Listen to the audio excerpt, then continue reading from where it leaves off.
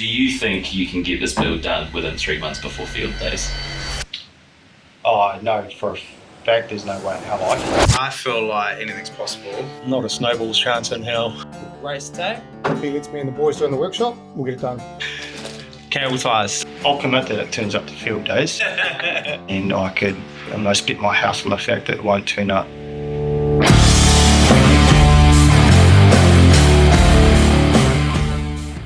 So I'm Brandon, a director of M2 Overland, and I'm the ideas guy.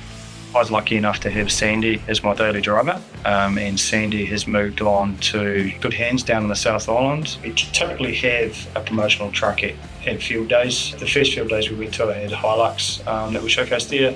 Second and I think third, we had Sandy. So Sandy has kind of been our hero truck for the last few years. Sandy's gone. So Sandy, to be honest, has left a bit of a hole in my life. But no, it's just really hard to replace Sandy. You know, if I was going to replace Sandy, it has to be with someone equally as cool. I kept on coming back to it needing to be timeless. Like I was looking at things like the Chev Silverado 2500, looking at building one similar to Aussie Destinations Unknown, which is a really, really cool Chev truck, probably the coolest one I've seen. Because I'm driving it daily and I've got kids and what have you, it's really important that it's easy, you know. The second idea was, after having a lot to do with the Rusa build, or certainly the M2 Overland side of the Rusa build with Dan and Rosie, obviously that was an idea, and going down that track. I really liked what they did with Rusa, and I was pretty keen to do something similar. Like, to be timeless, I just kept on going back to it having to be old. That's the only way it can be timeless. The biggest inspiration, to be honest, very close name to Rusa, is Bruiser. It's a Toyota manufactured 45 series truck on a full custom chassis that Toyota America built for SEMA 2023, I think it was. And they put an NASCAR race engine in it. And I grew up with muscle cars. To tell you the truth, as a daily driver, I would prefer to drive a muscle car to work than I would a truck. Promotional truck's really about just showcasing what we're into. We're really about the experience. You know, most of our guys are into full driving, camping, fishing and hunting and that sort of thing, including myself and family. It's really important that we show as a brand that that's what we get up to. It's not just about the tray system. We're not just a tray manufacturing company. We are cut from the same cloth as our customers.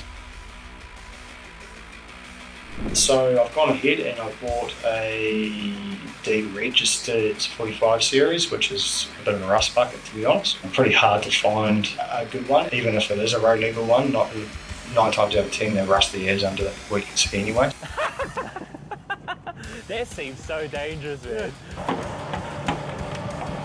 What does the hammer have to hit? Hammer's got to knock the starter motor so it burns. Second key, alright. Yeah, I just got to find the first key. Hang on a minute. No, well. What? Start up, okay? Yeah. Avoid tetanus. Yeah, avoid tetanus. So, kick the key over onto on. Got to warm up the glow plugs. And then you got to start it at the same time Jared hits the starter motor with a hammer.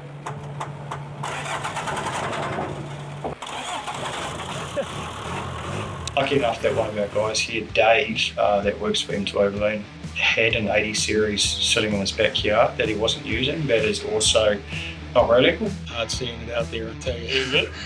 Yeah. Well, it's a good trade though. There's a little, I'm holding back a tear. You don't want him to do a burnout and that in front of you. Yeah, damn straight, you better.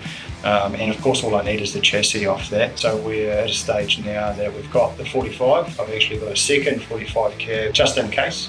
Will also be helpful in the build so we can sort of set the chassis up so it's ready to roll. I've obviously got a lot of parts here, I've got the vehicles here. To get it kicked off, we really need to get the 45 away for rust repairs, and we need to get the 80 away to get stripped so we can start doing the chassis work. I think we'll probably do the chassis work somewhat internally. Getting those two vehicles away and started on is critical, especially that rust repair on that 45. Do you think you can do a burnout in it?